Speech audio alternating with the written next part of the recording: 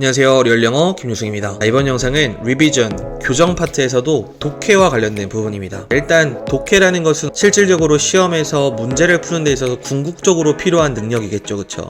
독해를 바라보는 관점에 대한 얘기고요. 이런 분들한테는 도움이 되지 싶습니다. 첫 번째는 글을 소위 감으로 두루뭉술하게 읽어서 선명도가 떨어지시는 분들. 두 번째는 읽었는데 그래서 무슨 말이야? 이런 적이 많았던 분들. 세 번째는 독해의 속도가 너무 느려서 시간의 압박을 느끼시는 분들, 이런 분들한테는 직간접적인 도움이 많이 될 거라고 생각을 합니다. 내용으로 바로 한번 가보겠습니다. 리비전의 독해 파트입니다. 자, 여전히 저는 첫 수업에 요걸 설명을 드리죠. 자, 저희가 처음에 잡았던 필요한 능력치들에 대한 설명이었고, 요 글을 이해하는 파트, 여기에 대한 교정 영상입니다. 자, 일단은 독해라는 것을 우리가 하게 되고요. 모의고사나 수능에 나오는 모든 지문은 한 지문의 주제가 하나이기 때문에 그 주제인 필자의 생각을 파악하는 게 저희한테 공통적으로 해야 될 일이죠. 근데 이게 어려운 이유가 뭐냐면 여러 가지가 있지만요. 일단 수능 지문의 결이 굉장히 학문적인 글이기 때문에 되게 추상적이고 비유적이고 상징적이고 되게 쉽게 읽히지가 않는 글이라서 자체에 좀 결이 특이함이 있습니다. 그렇죠? 중간에 이제 글을 읽다 보면 단어 실력도 완벽하진 않고 구문 능력도 조금씩 비어있다 보면 조금씩 어긋나거나 아니면 감으로 독해를 하게 되니까 주제에 대한 선명도가 굉장히 낮을 수밖에 없는 현상이 일어난다라는 거죠. 그 다음에 이거는 어느 정도 실력이 있으신 분들한테도 해당이 되는 건데, 초반에는 45번까지를 완벽하게 마킹 시간 포함해서 정말 몇 분이 남는 정도로 안정적으로 이렇게 풀어낸다라는 것 자체가 저희한테 굉장한 속도를 요구하는 시험이란 거를 푸실수록 알게 될 거예요. 글은 글대로 결이 특이하고 난이도도 어렵지만 우리는 아무래도 시간 내에 풀어야 되는 그런 시험, 게임이기 때문에 독해를 더 어렵게 하지 않나 생각을 합니다. 그렇죠? 그러면 해결책은 이거죠. 당연히 첫 번째로 그 수능 특유의 결에 좀 익숙해지자는 겁니다. 그 다음에 두 번째는 제가 이번 영상과 저의 수업에서 늘 다룰 파트인데, 글을요 일관된 방법으로 동일한 태도로 계속 대하는 건데요, 감으로 독해하지 않는다는 거예요. 이번 부분은 바로 뒤에서 얘기가 나올 거니까요, 일단은 참고해 주시고. 자, 그렇다면 시간이 부족해 어떻게 해야 될까요? 라는 질문을 하시는 학생들을 저는 많이 만났거든요. 근데요, 한번 생각해 보세요. 내가 무슨 엄청 빨리 풀어야지라는 마음을 단단히 먹었어요. 그리고 막 초집중해야지 이렇게 했어요. 그런다고 영어로 된 글이 길고 복잡한 게 빨리 읽히지는 절대 않습니다. 절대요. 그러면 왜 시간이 오래 걸리냐? 보통은요, 한 번 봤을 때 정확한 이해가 안 돼요. 그러면 무슨 문제가 발생하죠? 다음 문장들이 계속 연결이 안 되니까 글이 떴죠. 두 번째는 1번에서 파생된 건데, 그래서 읽었던 데를 또 읽어요. 딱 이 두 가지 때문이거든요. 답은 정확히 나와 있어요. 제가 할 일관된 방식으로 글 읽기가 이걸 하는 작업이라는 거고요. 그 다음에 효율적인 독해가 필요하거든요.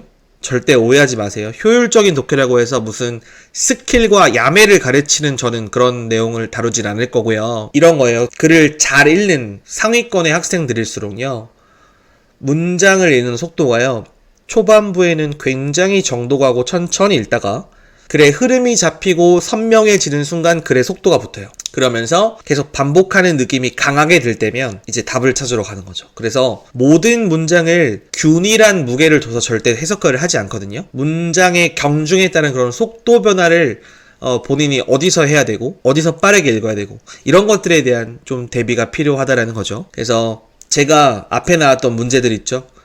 글을 감으로 독해한다든가 계속 다시 읽게 된다든가 다 읽고 나서 무슨 말인지 모르겠다든가 이런 여러 가지 현상을 해결하는 일관된 독해 방법이 바로 제가 이렇게 그냥 부제를 거창하게 달아놨는데요. 이게 무슨 말이냐면요, 단순합니다. 글의 첫 문장이나 초반부에 글의 소재와 설명, 다시요, 소재에 대한 필자의 설명이나 생각을 같이 잡아요. 그럼 짧든 길든 흐름이란 게 형성이 되거든요. 요 흐름을 잡고 머릿속에 그 흐름이 계속 이것만 하는 거예요. 다음 문장 읽을 때마다 바뀌네?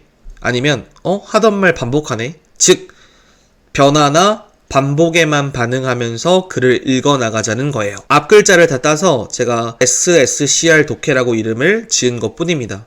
다시 내용을 아셔야 돼요. 그 이름이 중요한 게 아니고 초반의 흐름을 잡아요. 그 다음 그 흐름이 바뀌었다. 아니면 하던 말 계속 반복하네. 변화나 반복에만 반응을 하면서 그걸 누적해서 읽어나가는 거예요. 여기 보시면 제가 괄호 부분에 머릿속으로 반응하고 괄호에 심상화라고 해놨죠. 심상이 뭐냐면 그러니까 이미지화 한다라는 건데 제 어휘편에 대한 영상을 보신 분들은 알겠지만 단어는 이미지화가 이해가 직관적으로 돼요. 근데 무슨 문장? 글을 어떻게 이미지화하라는 거죠? 그걸 잠시 설명을 드려보겠습니다. 자, 바로 머릿속에 떠오르죠. 사과. 우리가 떠올리는 그 사과요. 자, 근데 이게요. 요걸 한번 해볼까요? 무슨 말을 하는 것 같아요? 할 것 같아요? 바로 뭐가 떠올라요? 한국은행이 금리 인하에 깜빡이를 켰구나. 깜빡이는 무언가 그 방향으로 차선을 변경하려고 할 때 미리 안내 신호를 표시하는 거구나. 그럼 다음 문장이 요런 내용들이 실제 기사로 나왔었는데 요약을 하면 차선을 바꾸고 적절한 시기에 방향을 전환할 상황이 조성됐다. 어디 쪽으로요? 금리를 낮추는 방향으로. 그래서 한 문장을 이런 걸 읽어도 머릿속에는 이 내용들로 이미지화 연상이 돼야 된다는 거예요. 조금만 더 해볼게요. 연습을 해볼게요. 실제 기출 문장들을 한글로 옮긴 것 뿐입니다. 하나씩 바로 해보는 거예요. 시작. 머릿속으로 이해하고 무슨 말인지를 그려보라는 겁니다. 1번을 보시면 이렇게 돼야죠. 집을 옮기는 거, 이사하는 자유, 돈에 영향 받는군. 됐죠. 자, 두 번째 가볼게요.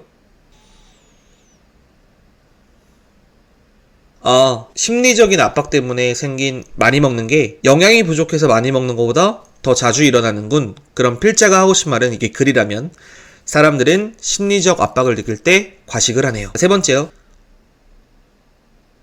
자, 좀 영어를 옮겨놓은 거기 때문에 조금 해석의 투가 있죠. 그래도 무슨 말이냐면 다양한 문화 규범들이 사람들의 행동 방식 주변을 두르고 있어. 이 말은 뭐냐면 사람들의 행동이 주변의 다양한 문화 규범들의 영향을 받는다라고 이해를 하셔야 된다는 거죠. 무슨 말씀을 드리는지 이해가 되시죠? 그래서 단어든 문장이든 단어를 보고 문장을 받고 해석을 했다면 머릿속으로 의미가 입력이 돼야 되고 그려져야 한다가 바로 제가 말씀드린 심상화라는 작업입니다. 이렇게 정리하면요. 눈으로만 입력되면 안 돼요. 의미적 차원으로 머리에 정리가 돼야 되고 초반부에서 천천히 흐름을 잡은 다음에 다음 문장을 읽을 때마다 어떻게 하자 그랬죠? 바뀌네. 반복됐네. 이 반응을 하는데 의미가 이해되면서 그게 하나씩 처리가 돼야 된다는 거죠. 그래서 정리를 하면요. 초반에 흐름을 잡자. 그 다음 흐름의 변화나 반복에만 반응하자. 그러다가요. 반복이 한 두세 번 되는 문장들이 거의 다반사거든요. 그러면 이렇게 하는 거예요. 눈으로 스캔하세요. 주로 눈으로 보이는 단서, 역접의 연결사나 부정어 따위를 찾아보는 거예요.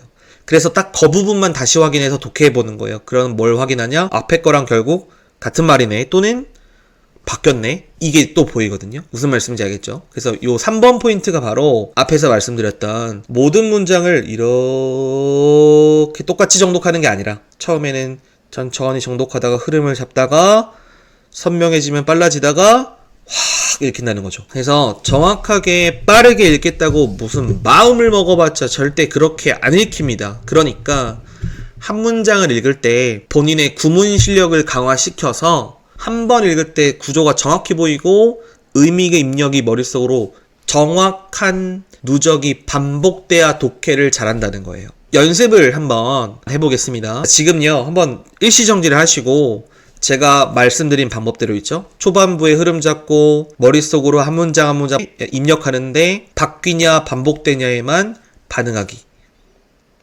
시작해봅시다. 읽으셨다고 가정하고 시작을 해볼게요. 첫 문장이요. 우리는 세상의 모습을 만들어 가장 머릿속에 쉽게 떠오르는 예시들을 사용해서 세상의 모습을 그려요. 흐름 입력입니다. 근데 이건요. foolish, 바보 같은 짓이에요. 필자에 생각났죠. 왜냐면요. 현실에서 여러 가지 것들은 더 자주 발생하는 것이 아닙니다. 단지 뭐 때문에요? 우리가 그런 것들을 더 쉽게 상상하고 떠올릴 수 있다는 이유로 더 자주 일어나는 건 아니기 때문에 앞의 방법은 바보 같은 방법이래요. 그러면 이런 게 처리되는 거예요. 프리저디스를 여러분들은 편견이라고만 외우시죠? 편견은 한쪽으로 치우친 생각이거든요. 그러면 여기선 어떤 방향으로 치우쳤죠?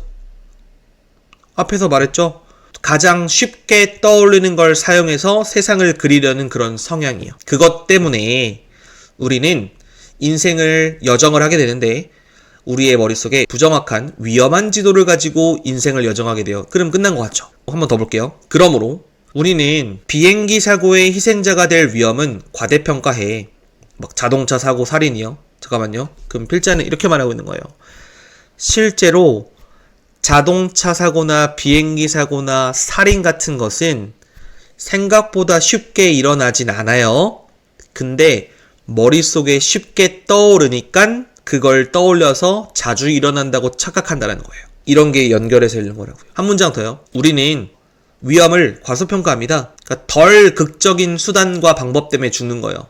예를 들면 당뇨병이나 위암 같은 거요.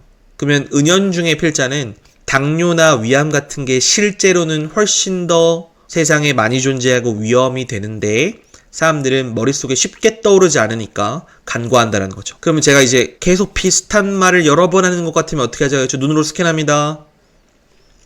바뀌는지 계속 유지되는지만요.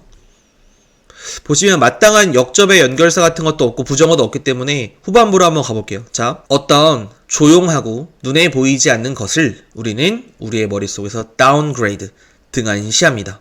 흐름 바뀌었나요? 반복됐나요? 쉽게 안 떠오르고 눈에 안 보이고 소리가 없는 것을 경시한다 그랬죠? 같은 말이네요. 그럼 글의 처음부터 끝까지 무슨 말만 한 거예요? 계속 일관된 말만 했던 거예요. 그래서 실제로 이 문제에서 제목을 찾는 거였고 답은 이거였습니다.